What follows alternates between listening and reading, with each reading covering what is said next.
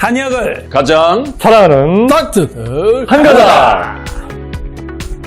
건강을 위해 한가닥 하러 오신 여러분들 환영합니다. 이제 완연한 봄 날씨인데요. 형님도 꽃구경 좀 다녀오셨어요? 오, 잘 다니고 있어, 지금. 그래서 이제 한참 벚꽃 피는 시기죠. 갈 예정입니다. 저는 갔다 오질 않았는데 옷 색깔이라도 꽃 색깔로 이렇게 입고 왔어요. 나는 나이가 들으면 꽃이 좋아지대. 하긴 겨울부터 지금까지 꽃이 안 떨어져. 집안에서? 또 내 처가 특별히 내보고 좀 순화시키려고 그러지 꽃을 자꾸 갖다 놔. 그래서 많이 순화되고 계시는군요. 자, 그런데 이렇게 봄이 오면 예쁜 꽃이 피기 때문에 반가워하는 분들 있지만 실제로 이 티슈를 달고 사시는 분들 정말 많아요. 꽃가루, 그늘의 꽃가루. 저희 환자 한 분은 무슨 얘기를 하시냐면 본인이 이 브랜드, 특정 브랜드에 기부를 많이 했대요. 이거로 매일 한 통씩. 이게 봄이 되면 지긋지긋한 그 알레르기 비염이죠, 특히. 그리고 또 아토피 환자일 때 이 고생한 분 정말 많거든요. 그래서 오늘은 이런 부분들에 대해서 여러분들께 도움드릴 수 있는 건강한 수다를 한번 나눠보면 어떨까 합니다. 맞아요. 코로나 때는 그래도 마스크를 써서 그런 부분이 덜했는데 지금은 마스크 안 쓰잖아요. 다시 이제 생기기 다시 또 시작한 이게 또 거죠. 이제 생기는 것 같아요. 네. 네. 자, 그래서 우리가 한의학적으로 한번 먼저 보면 이 알레르기, 비염, 그다음 아토피 이 원인은 뭘로 볼까요, 주로? 그런데 우리가 한의학적으로 먼저 이해를 해야 되니까 아토피, 알레르기, 비염 대체로 보면 이제 환절기에 많이 발생해요.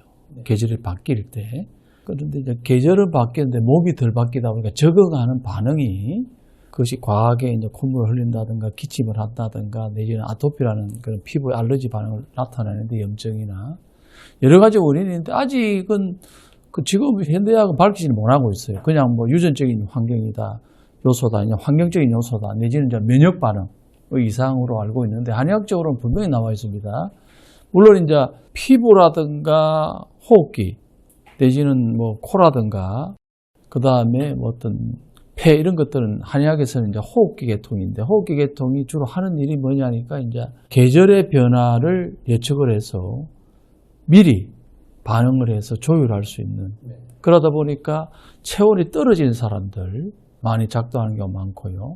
그 다음 이제 수분의 대사가 부족한 사람들이 어떤 수분 대사를 위해서 하는 경우가 많고, 그래서 이제 면역 기능이 아무래도 떨어진 사람들이 이런 경우가 많은데 주로 이제 보면 피부의 기능 저하로 인해서 땀을 잘 배출하지 못하는 사람들, 우리가 환자를 이렇게 많이 보다 보니까 그래서 피부의 기능이 많이 회복을 시키면은, 즉 체온 관리해주고 면역 기능 올려주고 폐 기능을 올려주면은 시간이 걸려도 한 번에는 안 돼요. 보통 이게 한 3년 걸리더라고. 3년이요? 그 전에 이렇게 좀 따뜻하게 하고 하면 한 30% 좋아지고, 또 겨울에서 봄 올 때 좀 덜해졌다가 가을에서 겨울 올 때 좀 심해졌다 하면서 이게 밸런스를 맞출 때 3년 걸리니까 한의원에 와가지고 그 사람이 원인이 뭔지 봐가지고 체온 저하인지 아니면은 어떤 피부 기능, 폐 기능 저하인지 아니면 면역 기능 저하인지 아니면은 그 사람이 갖고 있는 그 체질적인 특성이 있어요 또.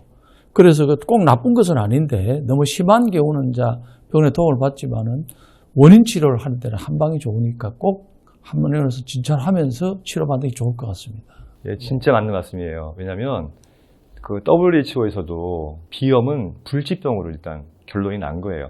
치료가 안 된다는 거거든요. 치료가 안 된다는 이야기는 비염을 근본적으로 치료하는 약이 없다는 이야기거든요. 그러니까 그건 서양의학적인 이제 해석이죠. 그래서 결국 거기서 주는 약이라고 하는 것이 대증 치료에 대한 약밖에 쓸 수가 없는 것인데, 실제로 한의학에서는 보다 이제 근본적인 치료를 한다고 말씀드리는 이유가 아까 이제 서 원장님 말씀하신 내용이 더불어서 이 원인과 증상에 따라서 치료를 하잖아요. 하는데 이렇게 방송 보시는 분들 참고하시라고 설명을 드릴게요. 이제 코가 좀 막히고 누런 콧물이 나오는 거는요, 우리가 폐에 열이 있다고 생각하는 거예요. 그래서 열을 풀어주는 처방으로 치료를 하고요. 또 맑은 콧물이 나오고 재채기가 나오는 거는 폐가 차가워진 것으로 보고 폐를 덮여주는 치료를 합니다. 또한 그 폐 기능이 약해서 발생하는 비염이 있어요. 이런 경우에는 폐의 기운을 보충해주는 치료를 하고, 또 폐가 건조해서 발생하는 비염은요, 몸 안의 진액을 보충해주는 방식으로 치료를 합니다. 이런 식으로 그 사람의 상황에 맞춰서 다양하게 치료를 하고 있으니까요. 무조건 막 항히스타민제, 스테로이드 쓰지 마시고 일단 한의원에 오셔가지고 도대체 내가 이 비염의 원인이 뭔지를 밝혀서 거기에 맞춰서 치료하시는 것이 도움이 되실 겁니다. 그러니까 이제 알러지성 비염 증상이 똑같이 콧물, 재채기 왔지만 힘들더라도 그 원인이, 개개인에 따른 원인이 좀 다르기 때문에 그 원인에 따라서 분석해서 치료를 한다. 이거를 지금 말씀하신 거죠. 그죠?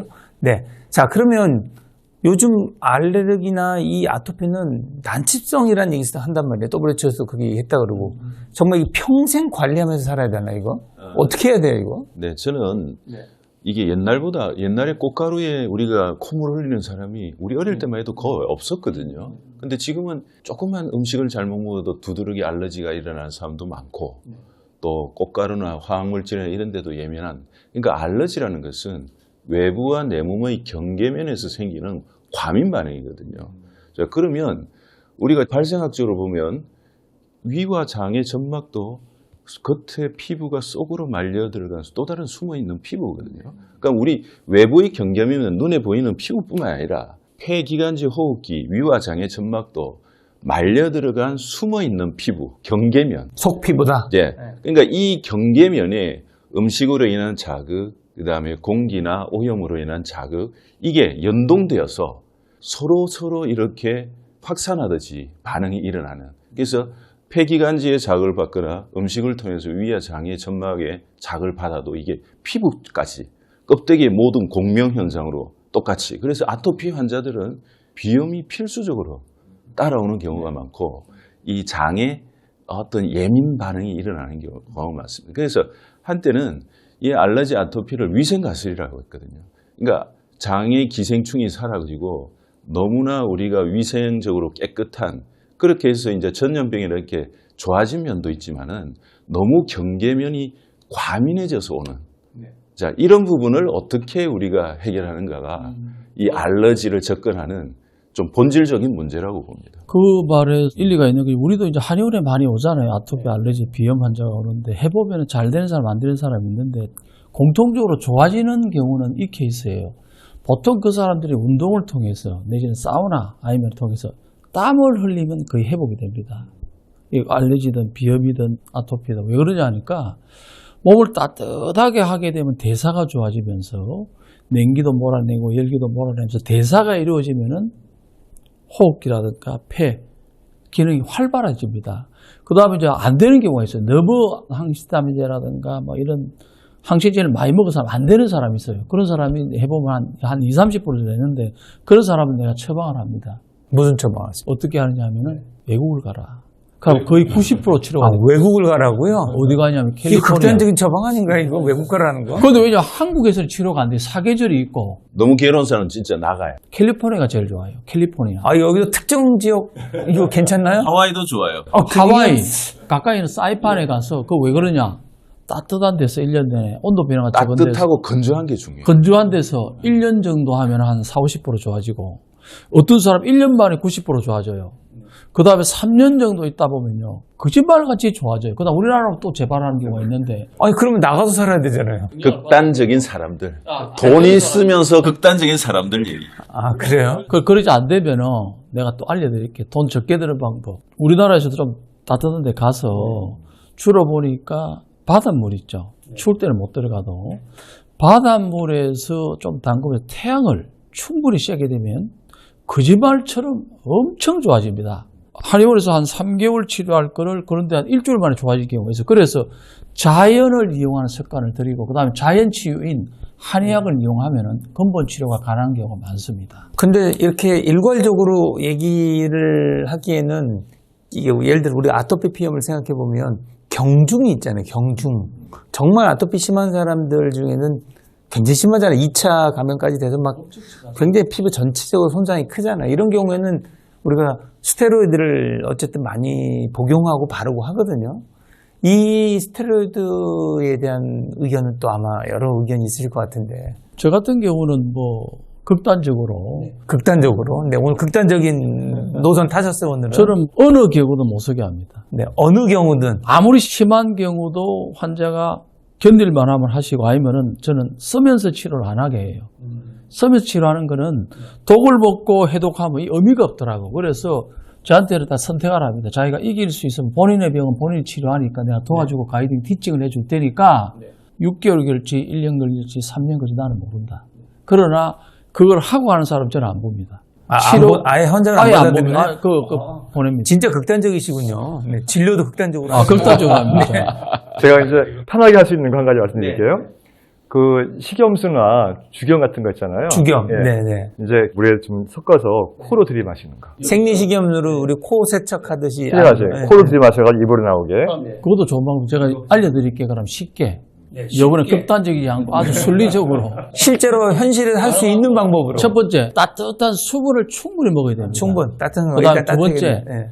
땀을 내야 되기 때문에 반신욕이나 족욕을 꼭 하는 습관을 들이고, 낮에 있잖아요. 햇볕을 1시간에서 2시간 쐬게 되면은 몸이 따뜻해지고 피부가 건조해지면 얼마든지 치료 예방 가능하니까 꼭 권합니다. 이제 저는 해독을 하는 의사니까 독소가 배출되는 하수구 역할이 대변, 소변, 땀, 호흡이거든요. 맞아요. 근데 이제 알러지, 아토피, 비염은 발산을 통해서 땀을 통해서 독소를 배출하는 게 가장 효율적이긴 해요. 그래서 어쨌든 형님께서 얘기하는 땀을 통한 독소 배출, 알러지, 비염, 아토피에 상당히 도움이 됩니다. 근데 등산 같은 걸 해서 소금기가 있는 땀을 금방 씻어내지 못하는 상황에서 땀을 흘리는 건 아주 안 좋아요. 같은 땀도 조금 상황 따라서 그래서 다르다. 바로 씻어낼 수 있는 상황에서 땀을 흘려야지, 땀 흘리고 나서 그게 그 먼지나 소금으로 얼룩덜룩 그렇게 식어버리면 피부가 더 훨씬 나빠집니다. 그리고 또 하나가 소변과 대변으로의 독소 배출이에요. 자, 그러니까 아까도 경계면에서 생기는 과민 반응이라 했지만은 우리 위화장이 가장 넓은 경계면이거든요. 거기에 유익균이 좋게, 그러니까 그 장내 환경을 반드시 바꿔야 됩니다. 그래서 장내 환경이 좋아지면은 건강한 황금색의 쾌변이 나오거든요. 그러니까 알러지, 아토피 환자들이 대변 상태도 봐야 돼요. 그리고 물을 충분히 마셔서 소변으로도 독소를 배출하고, 이런 호흡, 그러니까 마지막이 호흡인데, 이 복식호흡이라든지 아니면 우리가 니시호흡에서 하는 그런 그 숲속에서 하는 호흡, 예, 그 대변, 소변, 땀, 호흡, 이 네 가지가 독소가 배출하는 하수구다. 이걸 꼭 기억하시기 바랍니다. 이제 또 이런 얘기가 있잖아요. 원래 아토피가 대부분은 이제 어린 아이들 때부터 시작하는 경우가 많거든요. 지금 말씀하신 방법들은 약간 성인 위주의 솔루션 같은 느낌이 있거든요. 이건 어떻게 생각하세요? 근데 이제 알러지, 아토피가 가장 잘 생기는 한 두 가지 이유가 있습니다. 너무 빠른 이유식과, 빠른 이유식. 예, 그 다음에 모유 수유가 짧아도 그래요. 그러니까 이 우유, 소위 말하는 모유가 아닌 일반적인 분유를 먹는 애들이 확실히 이런 알러지에 노출이 많고, 그리고 사실 이유식이라는 것은 충분히 위화장이 이게 성숙될 때까지 1년까지는 모유수를 하는 게 좋다고 합니다. 그런데 지금은 한 7개월 이렇게 넘어가서 이유식을 빨리 하는 과정에서 덜 성숙된 위화장에 음식물이 들어가서 거기서 또 알러지 체질을 만드는 경우가 되게 많아요. 요것 좀 주의하라고 나는 말씀드리고 싶어요. 그럼 좀 더 어릴 때부터 좀 예방하고 좋은 흐름을 만들려면 모유 수유가 이제 나왔는데, 그죠? 모유 수유 굉장히 중요하고, 이유식도 아이의 받아들일 수 있는 소화기 상태에 따라서 맞춰서 우리가 단계적으로 하자. 너무 욕심내서 일찍 하지 말고. 그리고 이제 그 독소와 관련돼서 어린 아이들일수록 자연식품 위주로 많이 먹이는 게 좋아요. 그러니까 이제 가공식품 속에는 여러 가지 그 화학물질이 포함되어 있잖아요. 자연식품 위주로 먹어야 되고, 또 항생제 남용도 이제 문제가 될 수가 있는데, 열 나거나 감기 걸리면 무조건 항생제를 쓴다거나 이런 것도 되게 안 좋을 것 같고요. 조심하셔야 될 것 같고, 또 고기도 사실은 항생제가 기본적으로 들어있다는 걸 다 알고 있잖아요.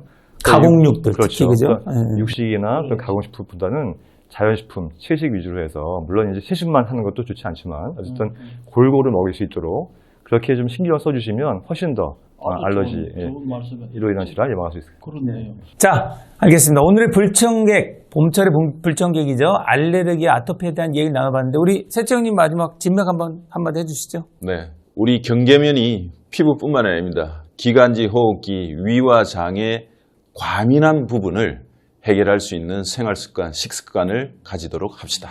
네, 오늘 저희가 드린 말씀과 우리 박 원장님께서 주신 진맥 잘 실천하셔서 행복하고 건강한 봄을 즐기셨으면 좋겠습니다. 건강한 수다로 듣고 싶은 정보가 있다면 댓글 남겨주시고요. 구독과 좋아요, 알림 설정도 꼭 해주시기 바랍니다. 자, 여러분 모두 건강으로 한번 갑시다.